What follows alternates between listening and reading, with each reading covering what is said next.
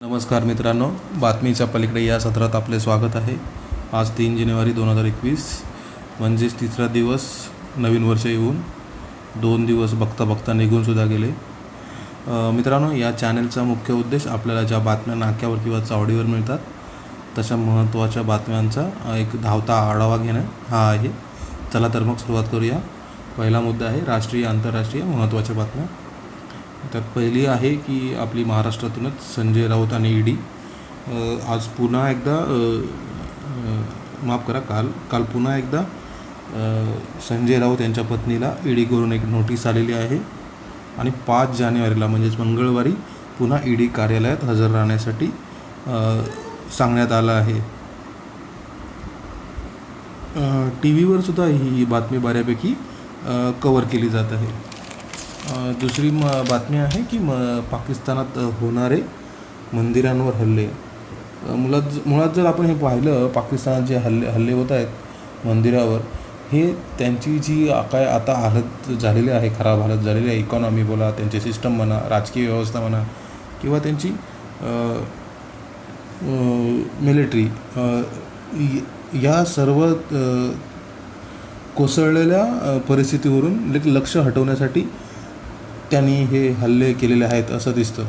परंतु हे त्यांच्या अजून जास्तच अंगाशी येऊ शकतं. म्हणजेच जसं आपण बोलतो की रोगापेक्षा औषध भयंकर, तसंच हे ठरू शकतं. कारण अशा घटनांनी कट्टरतावाद किंवा आतंकवाद ठळकपणे दिसतो. त्यामुळे FATFची जी फेब्रुवारी महिन्यात जी मीटिंग होणार आहे त्यामध्ये पाकिस्तान हा ब्लॅकलिस्ट होऊ शकतो. आणि जर ब्लॅकलिस्ट झाला या अशा घटनांच्या अधोरेखित होण्यामुळे, तर पाकिस्तानला अजून वाईट दिवस पाहावे लागतील. तिसरी बातमी आहे किसान आंदोलन. आपल्याला सर्वांना माहितीच आहे, टी व्हीवर सुद्धा बऱ्याच वेळा दाखवलं की 4 तारखेला सरकार आणि किसान नेते यांच्यामध्ये चर्चा होणार आहे. परंतु किसान नेते मात्र माध्यमांशी पुढच्या जानेवारीचा पूर्ण कार्यक्रमच जाहीर करून टाकलेला आहे.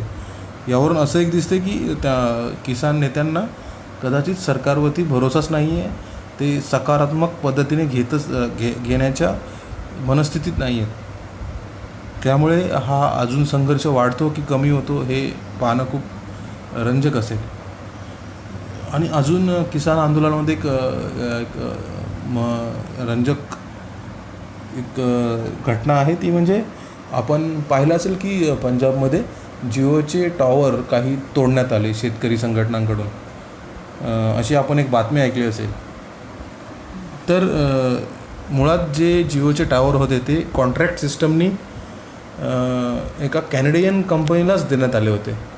त्यामुळे जे काय नुकसान झालं आहे ते त्या कंपनीला झालेलं आहे. आणि आपल्याला माहिती आहे की कॅनडाचे पंतप्रधान जस्टिन ट्रुडो यांनी किसान आंदोलनाच्या समर्थनार्थ काही वक्तव्य केली होती. पुढची बातमी आहे लसीकरणाची ड्राय रन. आपल्याला माहिती आहे की कालच लसीकरणाची ड्राय रन झाली देशाच्या बऱ्याचशा भागामध्ये.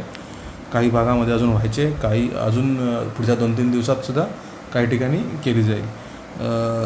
ही स्वदेशी लस जशी आपल्या इथे लसीकरणाला सुरुवात होईल किंवा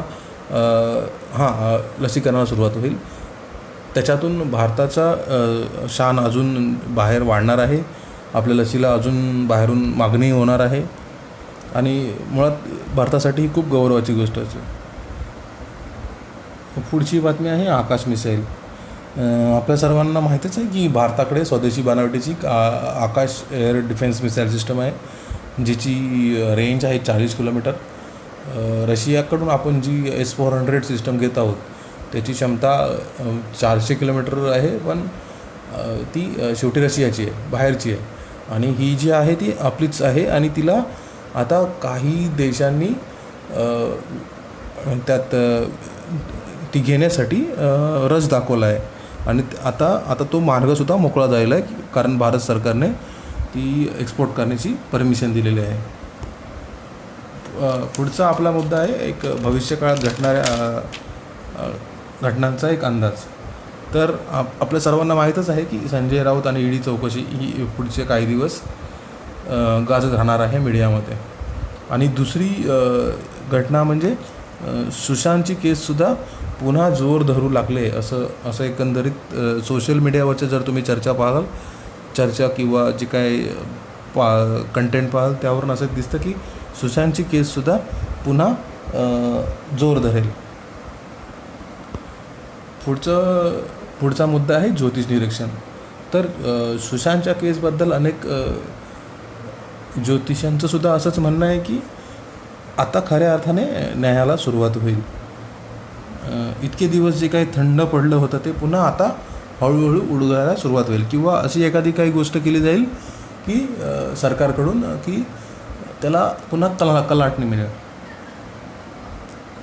पुढचा मुद्दा आहे किसान आंदोलन. किसान आंदोलनामध्ये एकंदरीत जी काही टकराव झालेला आहे, शेतकरी संघटना आणि सरकार, जर तो वाढला या 4 तारखेच्या नंतर, जी सरकार आणि शेतकऱ्यांची जी मीटिंग आहे त्यानंतर वाढला, तर कदाचित सरकारकडून शेतकरी नेत्यांची धरपकड केली जाऊ शकते. मित्रांनो, आज इथेच थांबूया. जर हा तुम्हाला चॅनल आवडला किंवा नाही आवडला तरी तुमचं कमेंट, लाईक जरूर करा, शेअर जरूर करा.